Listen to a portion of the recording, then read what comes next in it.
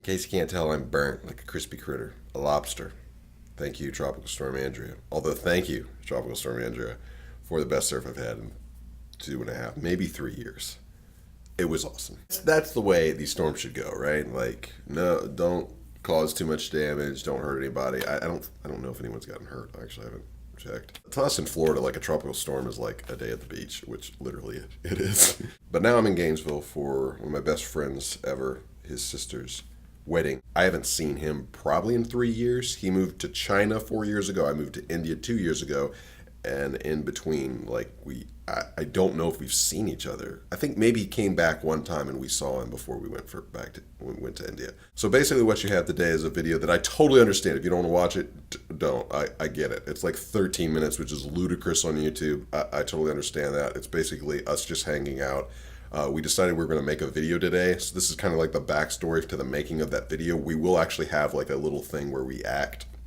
It'll be like a 1.5-minute short sketch kind of thing, is us playing different characters. We had no idea what we were going to film when we went out driving today.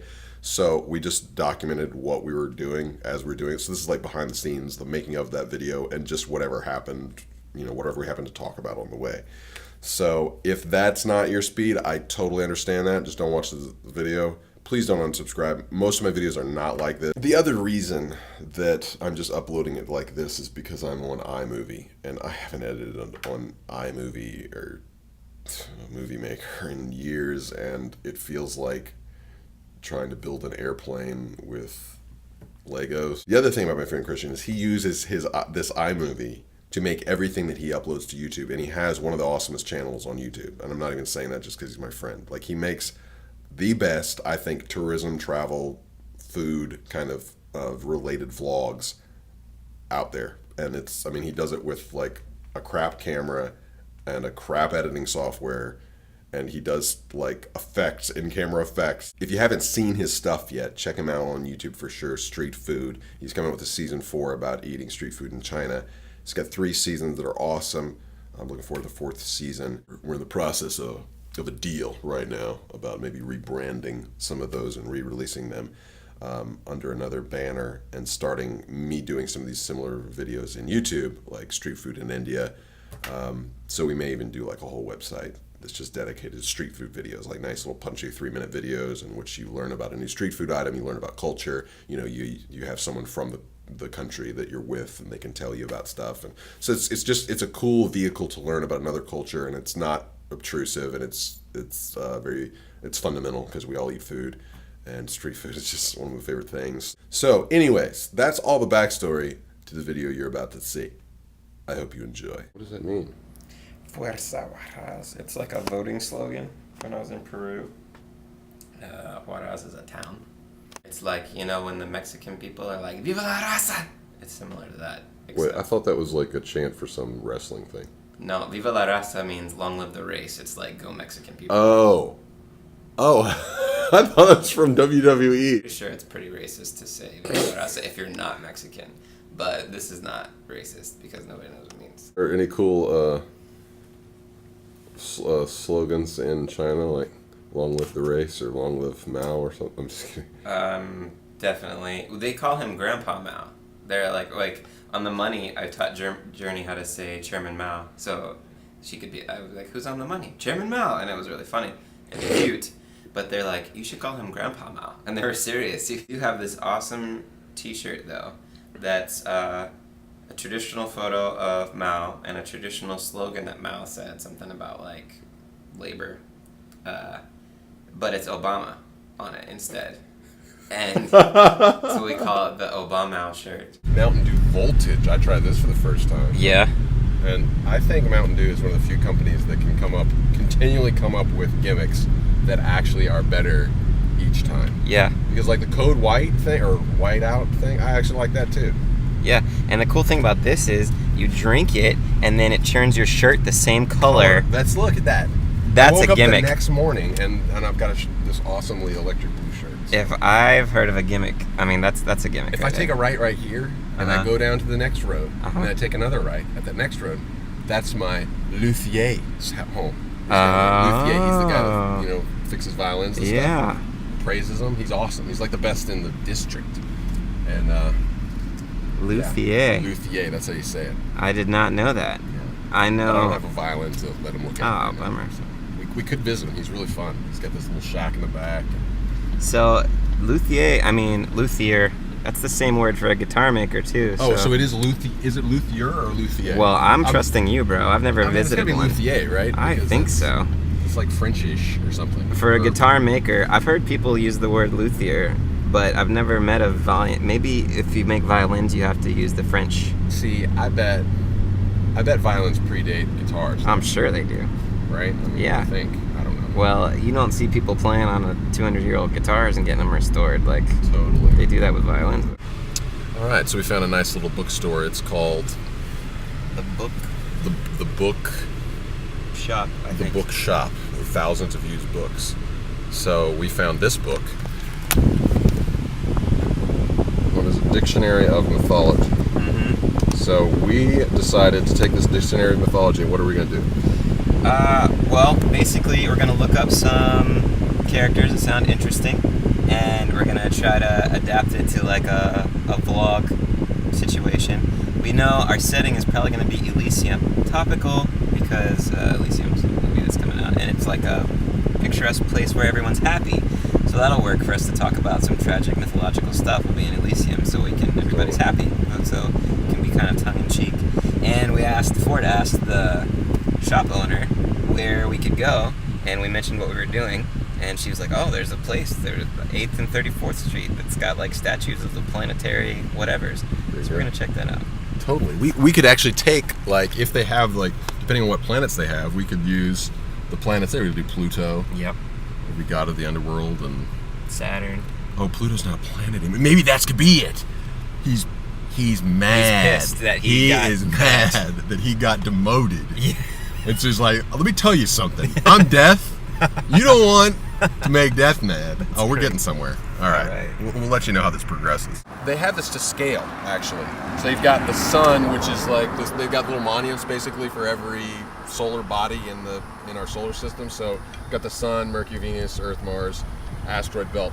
Well, it's really interesting when you drive it because you don't really realize how far Uranus is from Saturn or Saturn is from Jupiter. It's like really long. So it's kind of interesting seeing it like that. So Pluto's way out here. But now, they did this in 2002 before Pluto lost its status. So technically, I think it should be destroyed. Maybe we should deface it, like with graffiti, like, you're not a planet anymore, Pluto. Yeah, you're welcome, Neil deGrasse Tyson. Something like that. Knock it down and put his name on it. Rock shot. Yeah, I was hitting record. So we went out to Possum Creek, which is also where the Gainesville Planet Walk is. Awesome find. Thank you, bookshop attendant. Oh, there goes Haley's comment. So we hung out at the book walk. We hung out at the Planet Walk and just kind of riffed as Pluto and Saturn. Then we realized Saturn is actually Kronos, Pluto's dad. So then it created this whole other element. You'll notice the early lines, we did not realize that we were father and son. And then it kind of changed. I got a little more patriarchal, and he got a little more whiny son, and less just whiny planet. So, learn as you go. This book that we found was money. Thanks again, Bookshop. The Bookshop's really responsible for this video. We need to give them a plug. Because Ford got the idea to use this dictionary of mythology, and we've read up and learned a whole lot of stuff. Just the bullet points, but that's all you need because this is YouTube. And hung out at Possum Creek, which we used as Elysium. And Ford almost got poisoned by a millipede. It was. It smelled grand. And for a few seconds I had this rather placebo reaction, thinking that I had this pain in my finger. I was like, what's happening? What's happening? He's like, wait, are these are the ones that secrete poison, right? Oh man. But yeah, it was fun being Pluto. I really felt like I got the character. I really reached down deep and pulled out my inner Anakin from episode 2. I really went for it, Really deep acting, method acting, Hayden Christensen. Oh yeah, it was good. So I think Christian was kind of going for this unique new character, this Saturn who is above all, and he can wear Huevos Rancheros Rasa shirt, and sorry, I don't know what it is. I got my Huevos Rancheros shirt. Basically, What does it mean? I was going. It's Fuerza Juarez. Juarez. Fuerza Juarez. Shout out to my Peruvian peeps. But look, I got my Huevos Rancheros shirt and my these guys, and I was basically channeling Tom Cruise, but instead of having daddy issues, he was the daddy. Oh, that is it. It's a take on Top Gun. It all comes back to Top Gun in episode 2. If you watch those movies, you'll have enough source material to feel what we were going for. It's edutainment, you know? I mean, you get to learn a little bit about mythology. Exactly. And you'll also notice the terrible sound design, which, you know, this is just part of the process, folks. I mean, this is organic. It's as it comes. We subscribe to Lars von Trier's Dogman 95 movement, where we use only natural sounds. And Rule number only 1, natural props. only natural sound. Number 2, you can't bring props. That's right. I brought these. I had on me. Like we found that millipede. We used that millipede. Dogma We found 95. that beach. We found that beach. That was totally organic. That we did not cut to footage from Panama City Beach for that. I think you probably could tell. So Use what you find. use what you find, man. So we're really buying into Background this audio provided by Ford Singing. So And- again, Dogma 95. And you know, the sound of traffic, it just really puts you in the place of two Greek gods. Can you imagine how could there not be traffic when the Greek gods are meeting? I mean, everybody's going by to experience that. Totally. Of course there's traffic. It's that's why you can't hear us. If you thought it was a mistake, you're wrong. Yeah. Does Saturn have glowing? Yes. I mean, Saturday.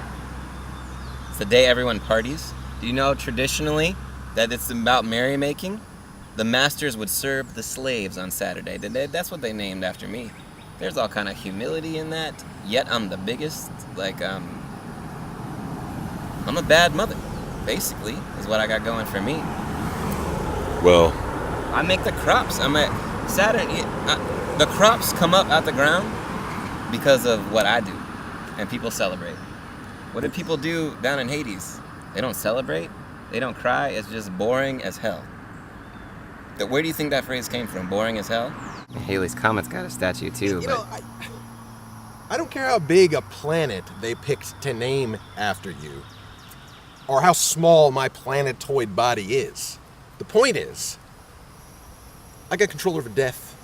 I create crops. The crops come from the death.